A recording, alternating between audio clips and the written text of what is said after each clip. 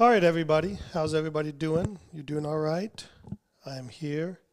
I'm just trying to check out how everything's looking. Got me and Meredith, and uh, we're trying something new. Just give me some time here. I'm trying to work it all out, and we'll kind of figure it out from there. But I want to try some stuff. So,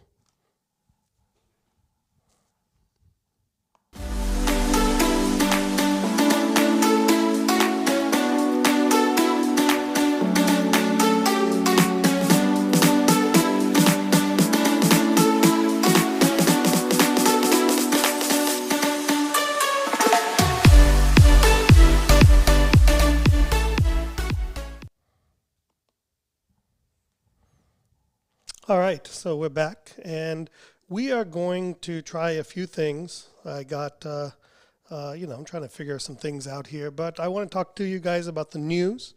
And let's say we're going to start with recently you probably heard, and it's somewhat dental related in a sense because it does involve a company that, does have dental stuff going on, and that is with 3M. So recently, Donald Trump invoked the Defense Production Act on 3M, and of course, the president was saying that 3M was not being fair and was not helping the American people. And of course, 3M fought back on that. And so I'm interested in knowing, will that affect dentists in participating with purchasing things from 3M. I really hope it doesn't hurt 3M's business. They seem to be a very good company, and I'm sure there's a lot more politics going on than any of us are aware of. So I'd love to hear your thoughts on 3M and how you intend to handle 3M moving forward. And then also the U.S. Was calling, dentists are called on for urgent assistance in areas like New York and California. And I would personally say I'm probably not going to volunteer for that. If I had to, I would. But, since we're non-essential personnel, why would you want us to do that? So. I mean, really, right? You had to throw that in there, didn't you? Of course, but it's non-essential personnel, right? I'm just going to continue to sit here in my studio and do crazy weekly live shows instead. I also want to address some craziness going on in Pennsylvania. Pennsylvania has adjusted their restrictions. They recently, maybe about a week and a half ago, came out with a edict, mandate, whatever you want to call it, saying that all dental care needed to be done in rooms with negative pressure. I have no earthly idea what that exactly means, but I do know it sounds very expensive and sounds like it's not something I could get done in a few days or a month even. So that would essentially put all dentists in Pennsylvania out of business. And so recently, whoever came out with this ruling, they adjusted their restrictions on dental work after dentists said that it was too strict, preventing them from performing even emergency-based procedures. So kudos to whoever lobbied the state board in Pennsylvania, and kudos for dentists speaking up, and God knows what is going on in our country sometimes. So we'll just go with it. In other news, it is estimated that 2 out of every 3 dental offices are now closed. I would personally like to address the concept of saying that we're closed, and I don't like to think that our office is closed. We're still available for our patients. We're not doing non-emergent care, but we're still available. We're answering the phones, we're scheduling appointments, we're moving appointments. So I don't like us to let the community and let the public know that we're quote unquote closed. They may think that we're completely out of business, and I don't want them thinking that at all. So I would encourage you guys to do some communication with your patients, to let them know that you are still available. That you don't have to say you're open, you don't have to say you're closed, just let them know you're available. And do try to be in constant communication with your patients, maybe at least once a week through social media or through some type of email service that are prevalent in dentistry. And our last bit of news. which hits home a little bit as focusing on digital dentistry, is that recently it was announced that Align Technology had acquired exocad. Nobody knows the exact number, but I heard it was a lot. No matter if it was more than $20, it'd be a lot to me right now since I'm not making any income. I'm actually just losing money. So I'm very interested in seeing how this acquisition may shake up the digital dentistry world. Align Technology has a very popular digital impression product called iTero. They recently received FDA approval or permission to bring their iTero 5D into the United States. And then they recently acquired exocad, which has a very large presence in digital dentistry software in the laboratory community. And they also have a digital implant planning software, and they have a chair-side component as well. That certainly hasn't caught on. So as a Dentsply Sirona user myself, and certainly a fanboy to a certain degree, I would hope that they sharpen their pencils and kind of move forward with that. So we want to kind of see how that plays out on everything. So that's our news for this week, and we'll continue to move forward. So this week, I did ask my buddy Joshua Austin to go ahead and write a review for us, not write a review, to read a review for us so that we could hear his idea of what it's like in his office when he has patients leave reviews. So let's go ahead and play Josh's video. Enhanced interrogation techniques were needed to get the real truth. The impersonation that I'm going to do is very... Hey TBone, how's it going? Thanks for having me on the show. TBone called me last week and asked me if I could find a crappy review that we've gotten in our practice and read it for you. So I found one that I think will work well. Now, whenever I read a review, I try to imagine what the person who wrote the review sounds like, and I read it with their voice in my head. It's a fun little game I like to play. Now, in this situation, I know who this patient is. I know exactly how she sounds. And let me tell you that the impersonation that I'm going to do is very accurate. I also am going to set the mood with a little mood music, so hopefully this picks up on the microphone. Booked an appointment as a new patient after reading all of the glowing reviews on here. The reception staff and premises were welcoming, however had a pretty bad experience with the hygienist. After repeatedly wincing and telling her I had very sensitive teeth, she continued to dump ice cold water, excruciating all over them. Yes, I'm sure my hygienist dumped ice cold water all over her.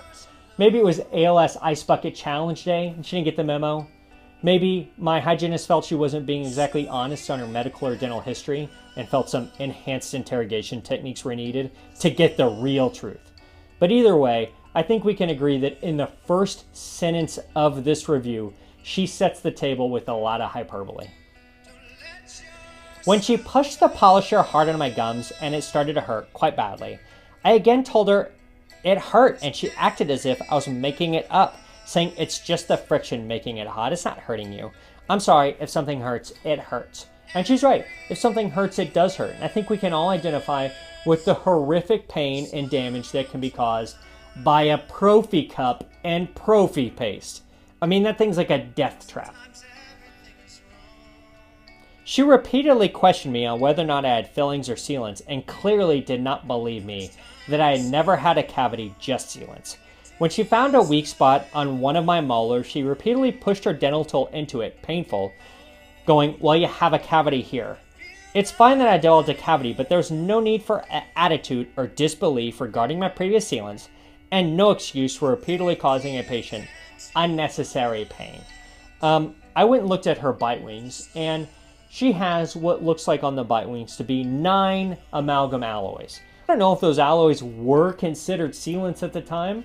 I don't know what crazed GV black dentist would use amalgam for a sealant, but she's literally saying in her review she's never had a cavity, and I'm looking at her bite wings seeing 9 alloys. You tell me which one tells the truth. I get my teeth cleaned every 6 months, and this was by far the most painful cleaning ever. I was also informed I had a total of 4 cavities, which, considering I've never had a cavity in my life, was somewhat difficult to believe. At this point, I was pretty much their hostage. Hostage is the word she used. I refuse to read any more of it. Hostage. I don't remember Kevin Spacey, the negotiator, coming in to break up this hostage standoff. I do not remember the SWAT team rappelling through my operatory windows to rescue her and say, hostage. Fast forward to the end. So sorry to everyone who thinks this place is so great. Maybe if all these mishaps wouldn't have piled up, I'd be happier with this practice. But I can guarantee right now, I won't be going back. Whoa, shot to the heart. The kids have a phrase today that I think would work well in this situation. I think it goes something like, bye, Felicia. Now, when you look at her Yelp profile and see all of the Yelp reviews that she's left, that review she gave me was 3 stars. That's also the highest rating she's ever given a business. So despite the waterboarding, despite macerating her gingiva with the Profi Cup, despite gymming and explore into her gaping decay, if you listen to her Yelp profile. What I don't think patients understand is how this affects us. First off, it affects our business. But second off, it affects our psyche. This is upsetting to read about. And when you have a patient who has expectations that are that unrealistic and is that untethered to reality, well, you just have to tell them, sometimes reality is disappointing. Thanks, T-Bone. Have a great day. Stay safe out there.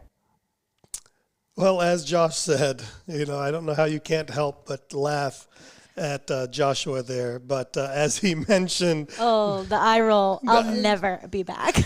I mean, he almost... I wonder if he wrote that review himself, to be quite honest with you. But it's quite possible, I think, that he wrote that review himself. But we're going to move on to a clinical case. And I want to go ahead and try to show you guys a clinical case this week.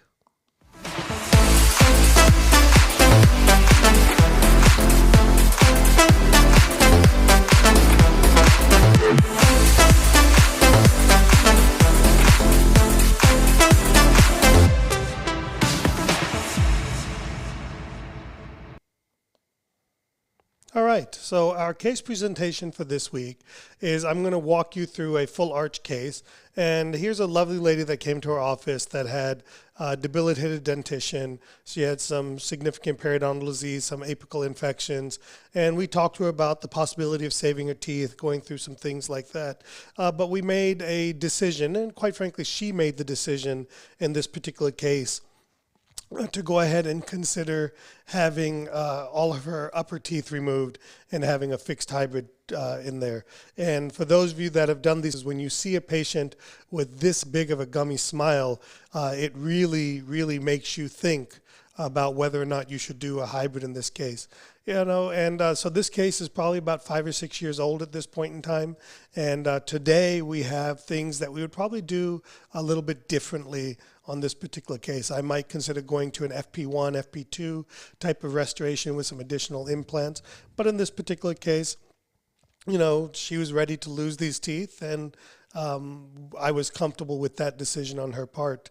So we're walking through this and kind of get an idea of what kind of a bite she has, if we're going to be moving teeth. She has a little bit of an overjet in this particular case, so we're going to be moving the teeth backwards. And then we wanted to walk through what her teeth look like here in the smile design. So it gives us an idea. And one of the things that we do know is that when we're doing these types of fixed hybrid cases, we need between 12 and 15 millimeters of prosthetic space from the head of the implant. And that has to be designed from your proposed or planned incisal edge. So in this particular case, we wouldn't use her existing incisal edge as our planned position, but we would actually be using our... I don't know why I have a watch on. It's all distracting to me. So we would actually be using the new planned incisal edge. So I did take the opportunity to put together a nice little smile design video here that I want you guys to see. And this kind of gave her an idea to help us with the consent of planning what we were going to do and how we were going to do this to her. And you can see here how we're planning, and then we're putting our 15 millimeters of space, giving an idea of where the implants need to go, what the teeth are going to look like, and what we're going to be replacing with fake gums in this case, pink porcelain or acrylic if we went with the wrap, which we're not going to.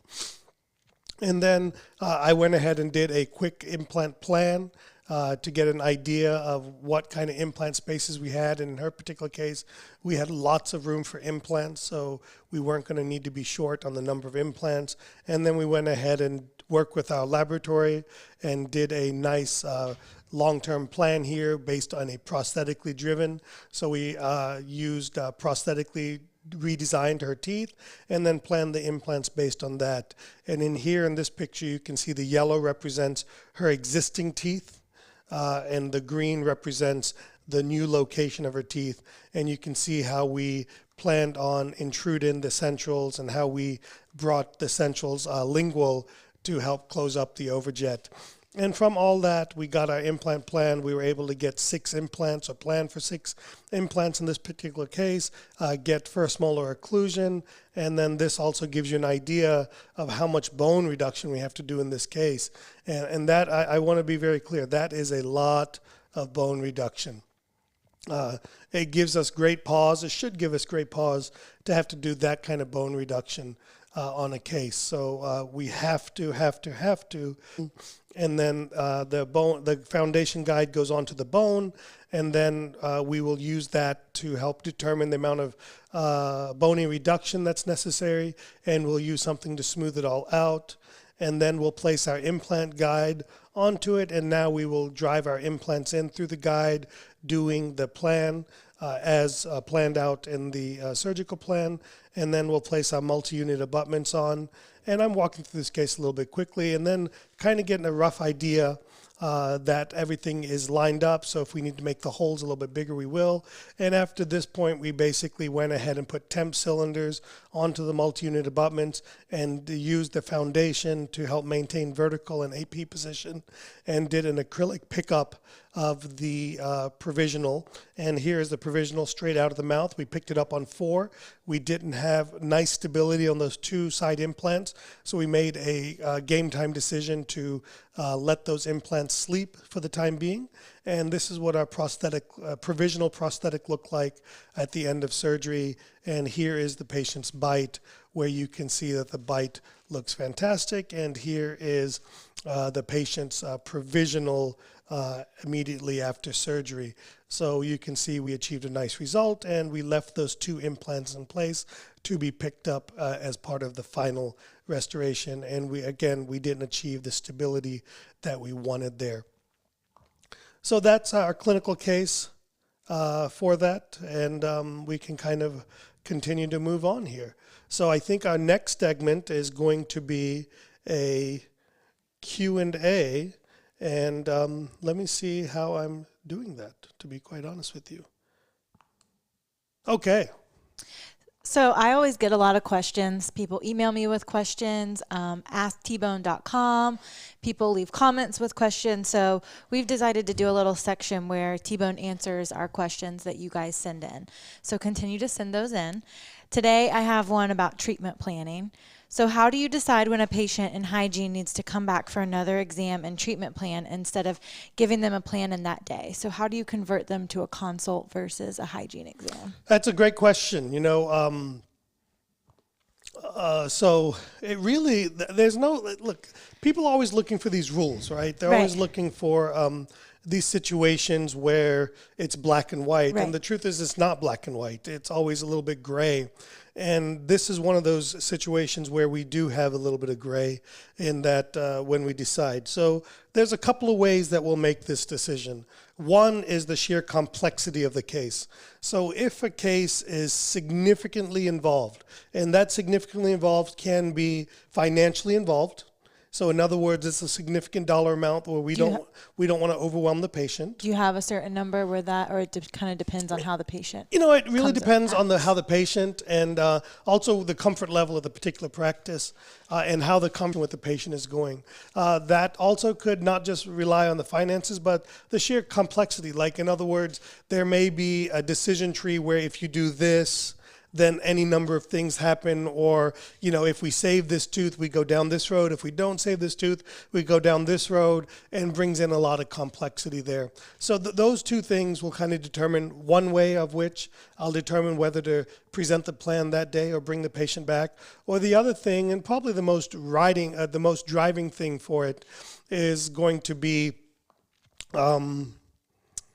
where the patient's at. Okay, and what I mean by that is just where the patient's at. In other words, is the patient ready? Yeah. Is the patient ready to hear it all? Is the patient, their They body seem language, interested. they seem interested? Does the body language, does the body language look, let me get rid of that. Does their body language look like they're overwhelmed? Does their body language look like they are interested and ready to hear more? So if their body language is here and ready to hear more, I'll kind of move forward with presenting them a ballpark idea and kind of a 30,000-foot view of where things are with our, what our plans are for them. But if they seem way off base, then we move straight into... Or need to break it down a little bit. Or, or if they start asking lots of questions, which are, by the way, it's a great signal when they start asking lots of questions. In that situation, then we will kind of invite them back for a co-diagnosis visit. And in our practice, we call that major treatment records. There's a fee of about $200 to $250 associated with that. And that's to help to make sure the patient's actually interested in doing it, and to kind of help for some of the time that's involved in it, to help recoup some of that as well. But more about making sure the patient's interested, and we're happy to credit that towards their overall treatment plan. But that's kind of how we make that decision. Did that kind of answer that question pretty well, Yeah, I Meredith? think that helps a lot of people. That's something people have had a lot of questions about, because yesterday in the webinar you were saying, we always give treatment plans in hygiene. The hygienist can make the plan and this and that. So they were wondering at what point or how in depth do they need to be? Yeah, and it just, again, it's so much based on where the patient's at. Right. If the patient came, for example, referred by another patient that had done that type of dentistry, they're ready. they've talked about it. They've talked about it. They kind of have an idea, and you may be going a little bit farther. If the patient's a stranger that's responded to an ad, like a Google ad or something, then that person probably hasn't done a lot of their homework necessarily. And so it kind of really depends. So it's really a gray area in terms of what we're going to be doing there. So. Give them time to go home and Google it. Well, or really what I'm trying to work on that I haven't done a great job of is getting people to start answering questions on videos. So in other words, patients ask the same darn questions over and over again. So you might as well kind of create a video for them that answers those questions. So then in a way they've done a pre-consult before they've come in. So. Okay, well that answers that question. Yes. And I think our last segment for tonight is going to be our business tip.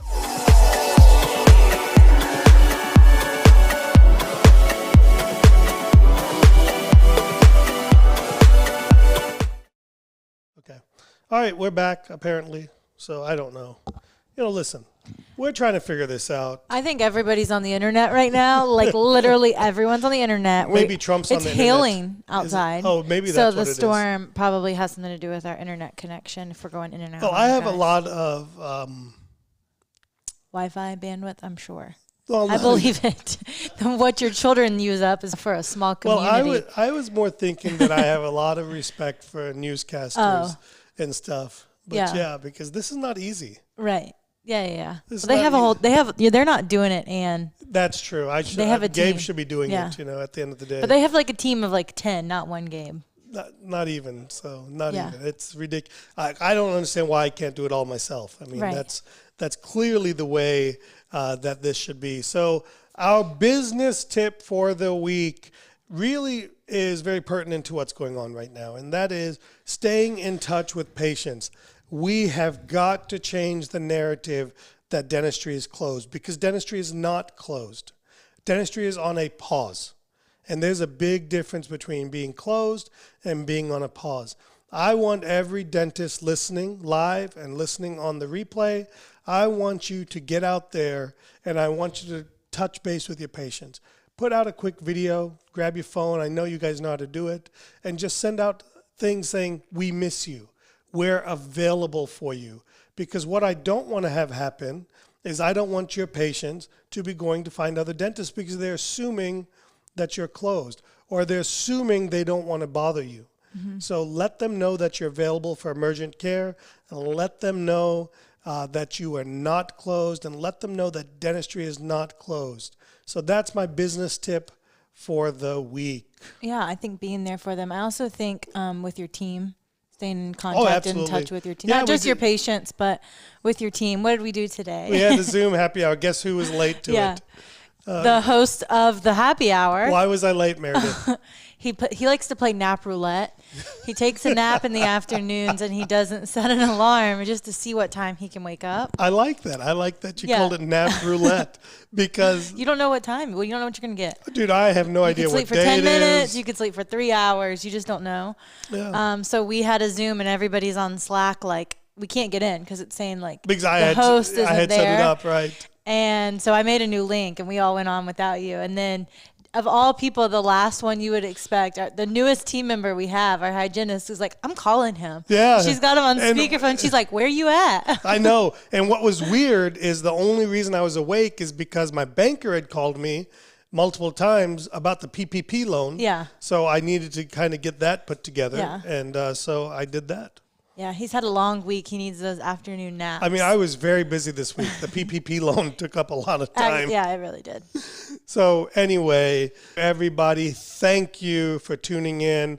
Please leave me some feedback. Tell me how stupid this is, or tell me how good it is, or tell me to keep trying, or tell me to give up. Or what you hope to see. Yeah, so just give us some feedback. And let me go ahead and do my ads, because at the end of the day, this show is sponsored by 3D Dentists.